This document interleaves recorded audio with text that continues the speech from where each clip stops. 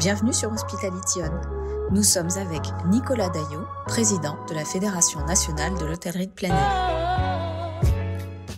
Nicolas Daillot, président de la Fédération nationale de l'hôtellerie de plein air et exploitant de camping en Bretagne. Et que représente la FNHPA au niveau français ? Alors, on a une particularité, c'est que dans le monde du camping, qui est un monde très varié, puisque derrière le vocable camping, il y a de nombreuses réalités très différentes. Les campings littoraux, les campings de l'intérieur, les campings naturistes, les campings textiles, les campings à thème, les campings indépendants, les municipaux, les associatifs, les campings appartenant à des groupes financiers.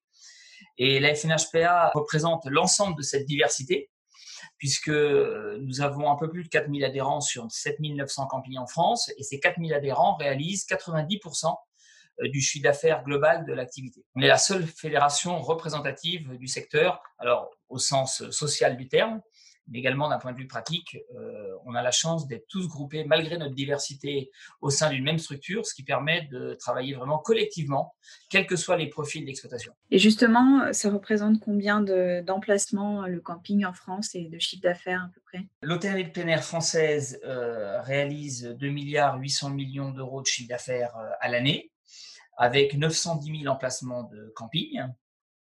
En sachant qu'il y a encore 20 ans, nous avions près de 50 000 emplacements supplémentaires et nous ne réalisions à l'époque que 800 millions de chiffre d'affaires. Donc, on a triplé le chiffre d'affaires en 20 ans. Donc, l'offre s'est restructurée et revalorisée. C'est ça. C'est-à-dire qu'elle s'est transformée grâce à sa souplesse sur laquelle nous pourrons insister tout à l'heure. À partir de campings existants, puisqu'on ne crée quasiment aucun camping en France aujourd'hui. C'est trop contraignant d'un point de vue urbanistique et environnemental. Donc, on s'appuie sur une offre qui existe. On en crée 3-4, grosso modo. Mais chaque année, on perd entre 50 et 80 campings. Et c'est dû à quoi ça ? C'est les critères qualité qui évoluent ? C'est la difficulté d'exploiter ? Qu'est-ce qui fait qu'il y a de moins en moins de campings ? Parce que la demande est présente pour le coup. La demande est présente pour le coup, exactement. Ce sont principalement des petits établissements qui ferment, qui n'ont pas réussi à se repositionner pour rester attractifs. Parfois, ce sont des établissements qui avaient une dynamique il y a 40 ans, 50 ans, mais faute de pouvoir se transformer, soit pour des questions urbanistiques, environnementales, soit parce que les exploitants ont pris de l'âge et que les enfants n'ont pas voulu reprendre, ferment. Il y a aussi quelques campings qui sont rattrapés par l'urbanisation, qui sont transformés en lotissements, même si ce n'est pas la majorité. Et puis, il y a des campings qui disparaissent aussi pour des questions de risques naturels, faute notamment de disposer des outils juridiques pour leur permettre de s'adapter, de se relocaliser, de se transformer et de réduire leur vulnérabilité à la submersion marine, par exemple. C'est une grande demande auprès du gouvernement pour laquelle nous attendons encore des clarifications et que nous n'avons pas eues. Mais c'est donc la raison pour laquelle nous enregistrons chaque année la disparition de plusieurs dizaines de campings. Et justement, vous l'avez dit tout à l'heure, c'est aussi des exploitations qui sont plus ou moins grandes, plus ou moins soutenues par des grands groupes. Quel est, à date, l'impact de la crise que tout le tourisme et toute la société mondiale a pu traverser suite au coronavirus ? Alors, avant de le préciser, puisque vous parlez des indépendants et des groupes et de la taille des campings, pour remettre les choses en perspective, les groupes sont très minoritaires dans le monde du camping, même si la structuration est assez récente. 2/3 des campings ont moins de 100 emplacements, donc ce sont plutôt des petits campings. La moyenne nationale est un petit peu au-dessus de 100 campings, 107 ou 108 emplacements en moyenne. Et effectivement, les groupes prennent de plus en plus de poids. Ils ont un peu moins de 700 campings aujourd'hui, 700 sur 7900. Alors c'est vrai qu'ils sont plus gros que la moyenne, mais ils sont encore minoritaires. La plupart des campings sont des établissements indépendants, souvent gérés par des familles.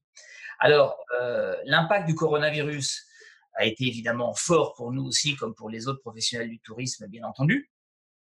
Pour autant, et même s'il y a des situations différentes qui ne correspondent pas exactement à ce que je vais vous dire tout de suite, mais 80% de l'activité de la profession se concentre sur le cœur de l'été. Juste pour vous donner un chiffre, l'année dernière, les campings ont réalisé 129 millions de nuitées entre le printemps, l'été et le début de l'automne. Sur juillet, août, septembre, on a fait 98 millions de nuitées sur les 129. Donc, autant dire que c'est une activité qui est très saisonnière. Alors, le coronavirus va nous impacter, ça c'est certain, va même impacter gravement certains campings, notamment ceux qui ont une population étrangère très importante, comme ceux qui accueillent 90% de Britanniques, par exemple.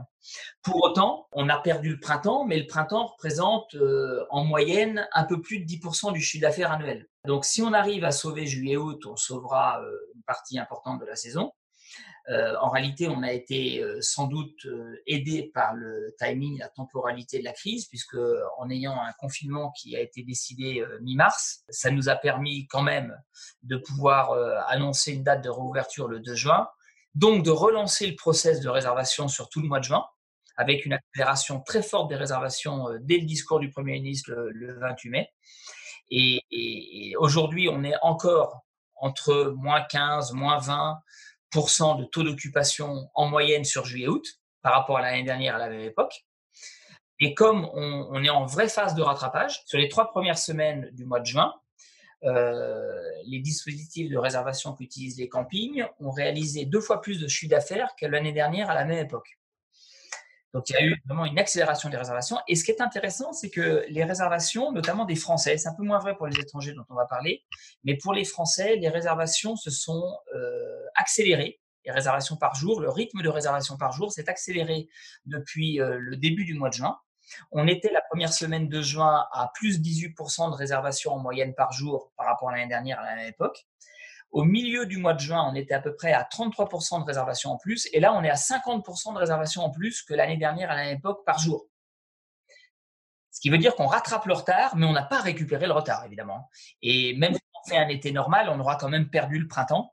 Donc, il ne faut pas rêver, on va être à moins 15, moins 20, moins 25% de chiffre d'affaires cette année par rapport à l'année dernière, dans le meilleur des cas. Donc, l'hôtellerie de plein air, quand même, a des perspectives plus riantes, on va dire, que d'autres types d'hébergements dans l'Hexagone.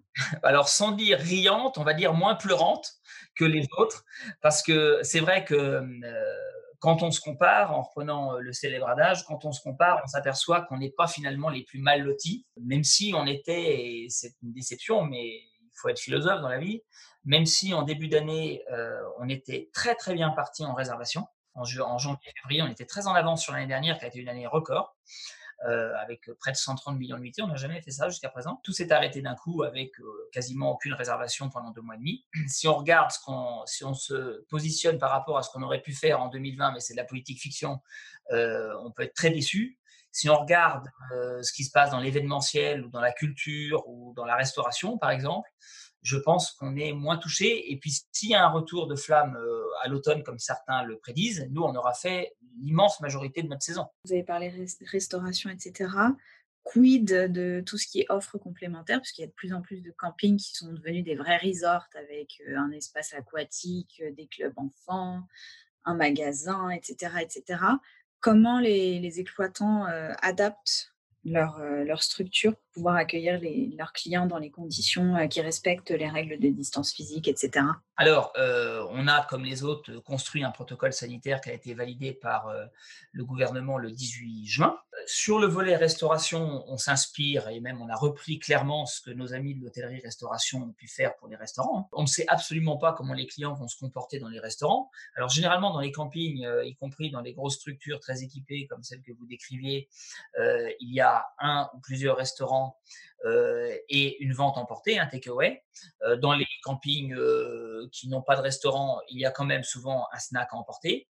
Cette année, on ne sait clairement pas comment le client va se comporter. Peut-être qu'il va bouder le restaurant pour les raisons qu'on a pu évoquer et qu'il va se concentrer sur le takeaway pour manger sur son emplacement s'il veut vraiment se distancier des autres, ce qui n'est pas certain. L'autre phénomène, et je pense à des départements comme la Dordogne, comme l'Ardèche, comme le Lot, comme le Gers par exemple, ce ne sont que des exemples, il y a d'autres situations similaires ailleurs, des départements où la part des services annexes, dans les gros comme dans les petits campings, est importante. Quand vous allez dans le Gers, vous allez aussi pour manger, c'est pareil pour le Périgord. Et surtout, vous avez une proportion dans ces départements de clientèle étrangère beaucoup plus importante que la moyenne nationale. Et ce sont souvent ces clientèles étrangères, les Hollandais, les Allemands, les Danois, les Anglais, qui font vivre les services des campings. Les Français sont beaucoup moins consommateurs de services annexes, ont souvent des budgets plus restreints aussi. Et donc, ces établissements-là vont souffrir sans doute d'une baisse de fréquentation et donc de chiffre d'affaires de ces clientèles européennes de proximité, puisqu'on a quasiment que des Européens de proximité dans les campings, à plus de 99%. Et ils vont en plus perdre ce chiffre d'affaires. Et il faut savoir que les campings des départements de l'intérieur peuvent représenter 30 ou 40% parfois du chiffre d'affaires total, ce qui n'est pas le cas dans un camping littoral dans la majorité des cas où on est à 5 ou 10%. Donc on voit que les situations sont vraiment très variées et il y en a certains qui vont vraiment souffrir de la situation parce que ceux qui n'accueillent que des Hollandais depuis 40 ans, ils vont avoir de grandes difficultés à accueillir beaucoup de Français au pied levé parce que la stratégie de communication n'a pas été adaptée, même s'ils sont très, très beaux campings. Leur offre, leurs tarifs, même s'ils ont été un peu revus, ne correspondent pas forcément aux attentes des Français.